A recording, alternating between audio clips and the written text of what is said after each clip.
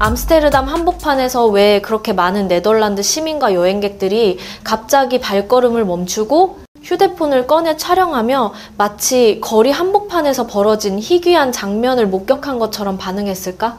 광고도 없고 무대도 없고 조명도 없다. 그저 K-팝 커버팀이 있을 뿐인데 사람들은 콘서트를 연상케 할 정도로 발걸음을 멈추고 끝까지 지켜보았다.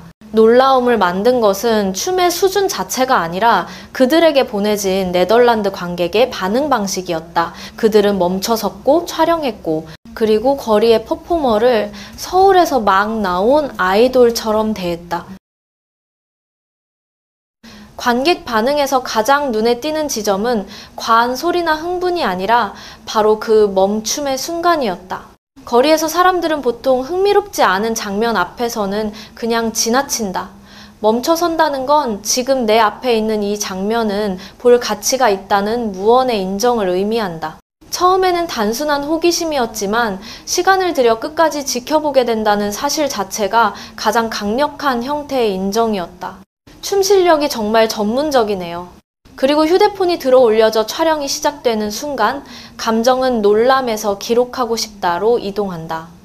관객은 단지 구경하지 않고 그 순간을 가져가고 싶어 한다. 이 분위기는 야외 콘서트와 매우 유사하다. 존중은 말이 아니라 행동으로 표현된다. 이 지점부터 자연스럽게 비교가 일어난다. 누가 더 낫고 못한가의 문제가 아니라 예상 밖의 완성도에 대한 놀라움 때문이다. 해외에서 온 팀임에도 아이돌 수준의 퍼포먼스를 보여줄 때 사람들은 그것을 단순한 커버가 아니라 연습의 결과물로 받아들인다. 말 안 해주면 서울팀인 줄 알겠어요. 몇몇 아시아 팀보다 훨씬 더 진지하고 완성도 높다. 이 팀이 한국에 2번 갔다 온 걸 알아요. 열정도 크고 테크닉도 훌륭해요. 사회학적 관점에서 보면 이 반응은 하나의 규범을 보여준다. 대중은 준비된 노력에 존중으로 응답한다. 길거리라는 공간은 관객이 언제든 떠날 수 있는 곳이기 때문에 끝까지 머물게 한다는 것 자체가 가장 높은 평가다. 국적도 팔로워 수도 중요하지 않다. 눈앞에 보이는 것은 노력, 훈련, 그리고 진정성이다.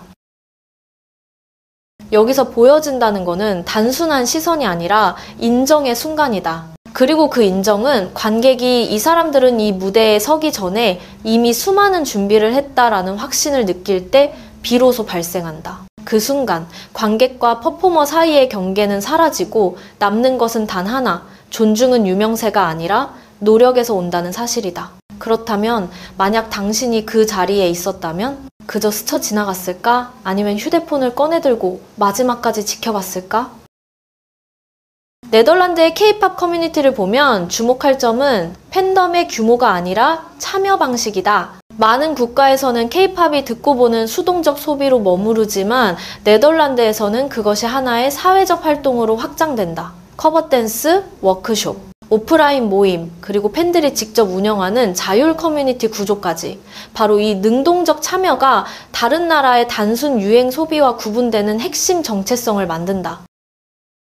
유럽, 특히 네덜란드의 K-팝 팬들은 무대 위의 아이돌을 보기만 하는 존재로 두지 않는다.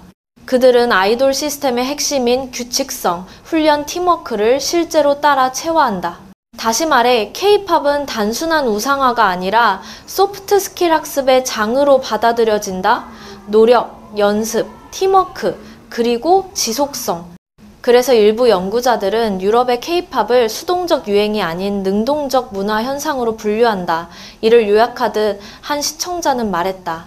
한국 문화의 긍정적 파급력이 전 세계로 퍼지고 있어요. 이런 사례는 처음 봅니다. 사회학적 관점에서 보면 이러한 수용 방식은 네덜란드의 문화적 토양과도 잘 맞닿는다.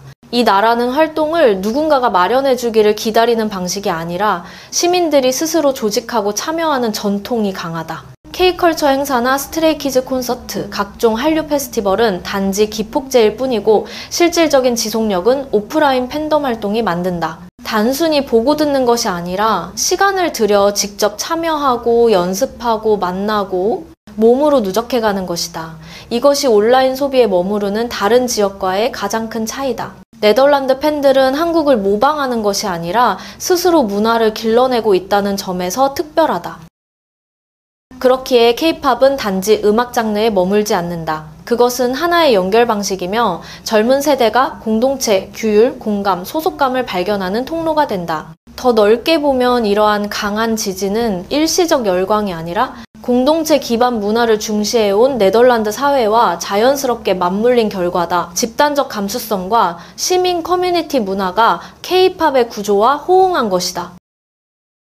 공연 이후 나타난 반응은 K-팝이 유럽에서 확산되는 방식이 단순한 인기가 아니라 참여의 매력에 기반하고 있음을 보여준다. 퍼포먼스 직후 커버팀 디스틴토의 팔로워가 빠르게 늘어난 것도 단지 더 보고 싶어서가 아니라 스스로 참여할 수 있는 공동체와 계속 연결되고 싶었기 때문이다. 핵심 차이는 여기서 드러난다. 팬은 바깥에서 감상하는 구경꾼이 아니라 언제든 그 원안으로 들어갈 수 있는 잠재적 참여자라는 점이다. 유럽에서는 한국 문화를 접하려면 스스로 찾고 스스로 배워야 한다. 한국처럼 기획사 시스템이나 아이돌 인프라가 풍부하지 않기 때문에 커뮤니티 자체가 문화의 동력원이 된다. 그래서 현실에서 진지하게 연습한 커버팀을 만났을 때 사람들은 그것을 닿을 수 있는 목표로 느낀다. 사진을 함께 찍거나 워크숍을 묻거나 SNS를 팔로우하는 행동은 단순한 응원이 아니라 커뮤니티로 들어가는 첫걸음이다.